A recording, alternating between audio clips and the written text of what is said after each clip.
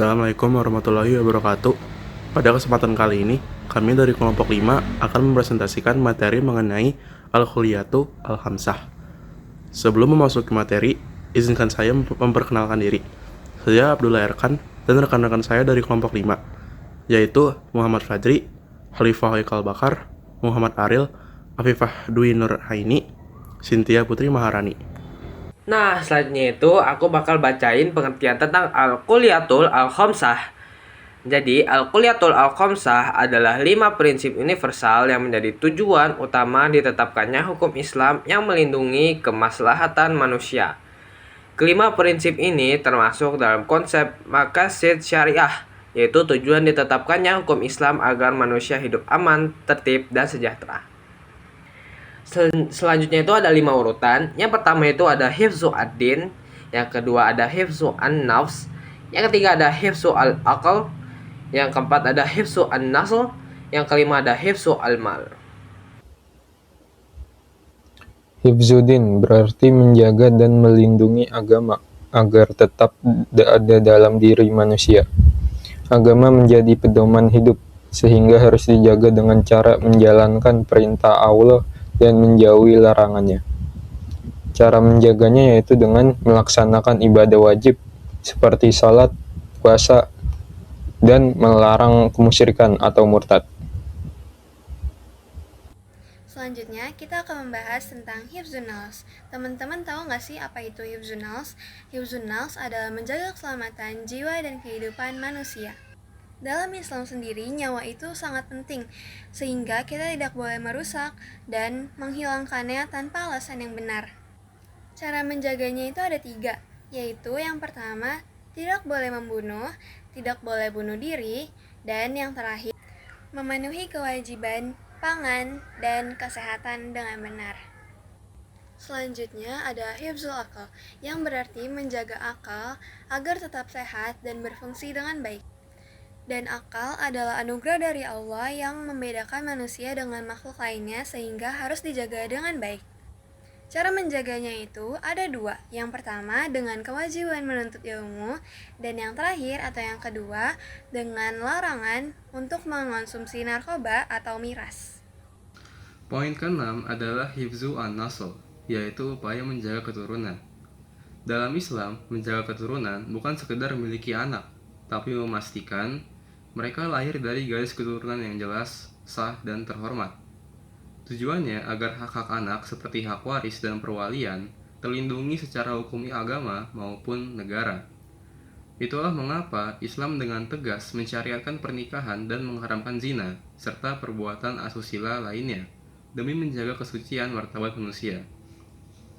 Terakhir, yang ketujuh, adalah hifzu al-mal, atau menjaga harta. Islam memandang harta sebagai amanah yang harus dikelola dengan prinsip keadilan. Intinya ada 2, kita wajib bekerja mencari nafkah dengan cara yang halal, dan kita dilarang merugikan orang lain melalui pencurian, riba, maupun penipuan atau gharar. Dengan menjaga harta secara jujur, kita tidak hanya menyejahterakan diri sendiri, tapi juga menciptakan stabilitas ekonomi di masyarakat tanpa ada pihak yang dizolimi. Terima kasih.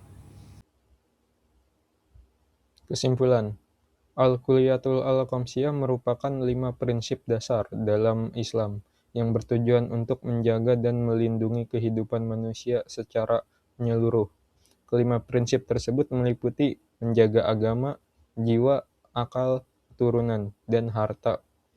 Melalui prinsip-prinsip ini, Islam mengajarkan bahwa setiap aspek kehidupan manusia memiliki aturan yang bertujuan untuk menciptakan keseimbangan, keamanan, dan kesejahteraan. Dengan menerapkan Al-Kulliyatul Al-Khamsah dalam kehidupan sehari-hari, manusia dapat terhindar dari berbagai kerusakan serta mampu menjalani kehidupan yang lebih baik dan terarah. Semuanya. Nah, sekarang kita masuk ke bagian yang paling seru nih, yaitu teka-teki silang. Di bagian ini, aku mau kalian ikut main juga ya. Jadi jangan cuma nonton aja, kalian boleh pause videonya dulu buat mikir. Lalu kita lanjut lagi untuk cek jawabannya. Oke, kita mulai dari bagian yang mendaftar dulu ya. Nomor 1. Segala aturan Islam bertujuan untuk mencapai kemaslahatan disebut apa? Silakan pause dulu videonya. Sudah. Jawabannya adalah makosyid. Ada yang tahu nggak makosyid itu apa? Jadi, tujuan dari syariat Islam untuk membawa kebaikan bagi manusia. Nomor 2, menjaga agama tidak hanya ibadah, tetapi juga menjaga apa? Menjaga agama. Ya benar banget. Jawabannya adalah keimanan. Karena iman merupakan dasar utama dalam umat beragama. Nomor 3, Islam melarang pembunuhan karena bertentangan dengan prinsip menjaga. Ini sudah pernah kita bahas di materi sebelumnya. Jawabannya adalah jiwa. Karena setiap manusia wajib dilindungi kehidupannya. Nomor 4, salah satu cara menjaga akal adalah kita harus menjauhi hal yang bersifat apa? Pasti kalian tahu di jawabannya. Ya, jawabannya adalah memabukkan. Karena hal tersebut dapat merusak fungsi dan akal manusia. Sekarang kita lanjut ke bagian yang menurun nih teman-teman. Nomor 5, segala sesuatu yang merusak akal seperti narkoba dan juga miras disebut apa ya? Benar banget, jawabannya adalah kamar, yaitu segala sesuatu yang dapat merusak akal dan juga menghilangkan kesadaran manusia. Nomor 6, menjaga harta dilakukan dengan cara mencari rezeki yang dalam menjaga harta kita harus mencari rezeki yang apa? Benar banget, jawabannya adalah halal, yang artinya adalah diperoleh dengan cara yang baik dan juga benar. Nomor 7, lawan dari maslahah atau kebaikan dalam Islam adalah, ini juga udah kita jelasin di materi sebelumnya. Lawannya adalah mafsadat, yaitu sesuatu yang membawa kerusakan dan bertentangan dengan kebaikan. Dan yang terakhir adalah nomor 8. Al-Kholiyatul Al-Khamsah terdiri dari berapa prinsip teman-teman? Ini gampang banget tahu soalnya. Ya bener banget, jawabannya adalah 5. Yaitu 5 hal utama yang harus dijaga dalam Islam. Nah teman-teman, itu dia TTS kita hari ini. Dari sini kita bisa melihat bahwa materi Al-Kholiyatul Al-Khamsah sangat berkaitan dengan kehidupan sehari-hari kita. Gimana, kalian dapat berapa yang benar?